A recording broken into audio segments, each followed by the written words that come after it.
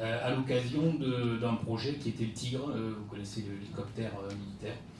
Et là, on se dit, les deux armées veulent un hélicoptère d'attaque, et le seul moyen de le faire, c'était d'être ensemble.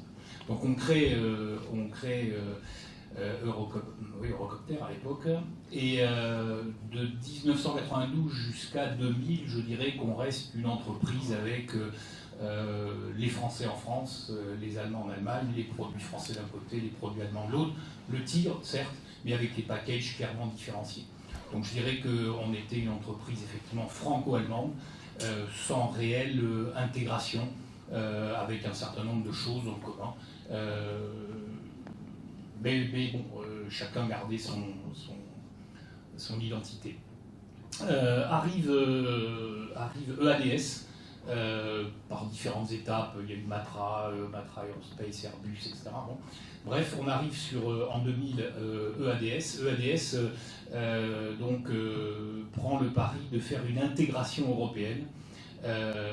Et intégration voulant dire on va travailler différemment. Travailler différemment, c'est déjà au niveau des organisations, où on prend là le pari d'avoir des organisations complètement transverses, avec des process complètement transverses. Autrement dit, un process traverse l'Europe, une ligne hiérarchique traverse l'Europe. Donc un collaborateur peut avoir un chef, enfin chez nous on est matriciel parce que tout est complexe, le produit est complexe, mais du coup l'organisation est complexe, donc il y a au moins un chef opérationnel, il y a au moins un chef fonctionnel, et on a de bonnes chances d'avoir un chef opérationnel en Allemagne, un chef fonctionnel en France, et donc de se retrouver au milieu de cette complexité. Alors complexité parce que fatalement, avoir cette intégration, ça nous oblige à mettre en termes de ressources humaines des process communs. Donc là, on a travaillé effectivement à avoir un mode d'annual interview, un mode de rémunération, un mode de recognition, un leadership commun, un leadership modèle commun. Donc tout ça, on y a travaillé. Et comme je vous l'ai dit, on a démarré en 2000, on est en 2016, l'intégration est loin d'être encore parfaite. Donc intégrer sur un plan culturel, c'est extrêmement complexe, ça prend beaucoup de temps. Alors, beaucoup de temps sur lequel on a aussi beaucoup investi pour la bonne connaissance culturelle des deux pays. Alors je parle des deux pays, moi je suis sur Airbus Hélicoptère que depuis 5 ans, avant j'étais sur Airbus Avion, c'était encore plus complexe puisque le pari que l'on a fait c'est français, anglais, espagnol, allemand.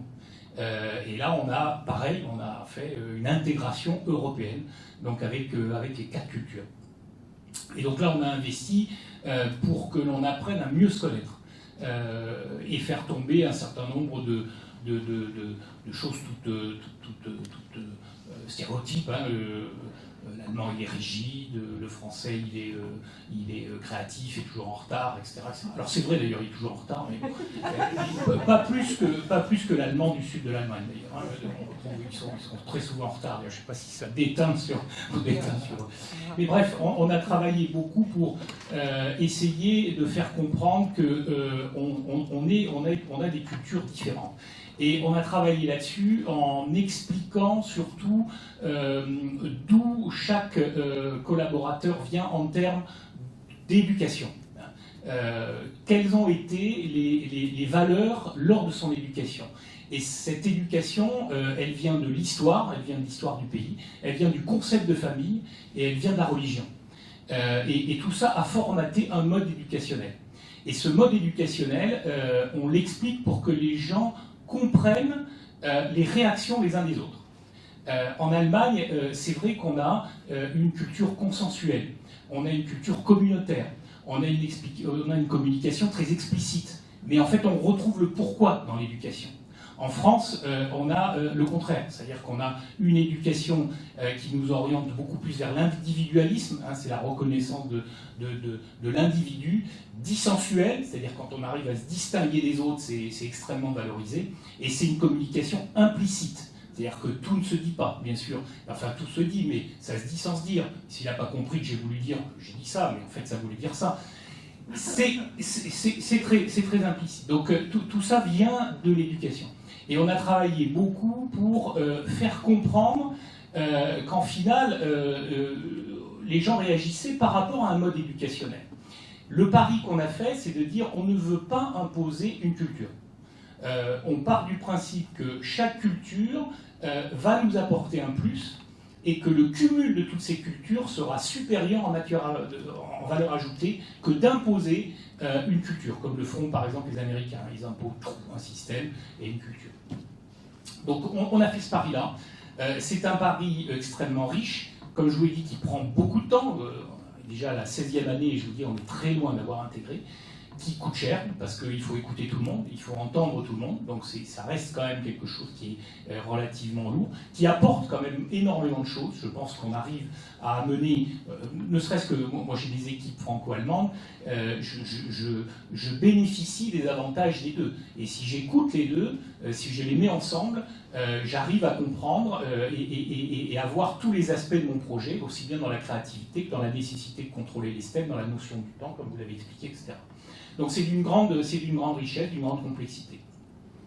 Après, au-delà de ces problèmes culturels, on est quand même confronté à un bon nombre de problématiques, notamment sociales. Vous avez en Allemagne des relations sociales qui sont basées sur l'accord des partenaires sociaux et même l'obligation des partenaires sociaux de valider, où on a un partenaire social d'ailleurs qui travaille en codétermination avec l'employeur, et tout ça pour l'intérêt de l'entreprise.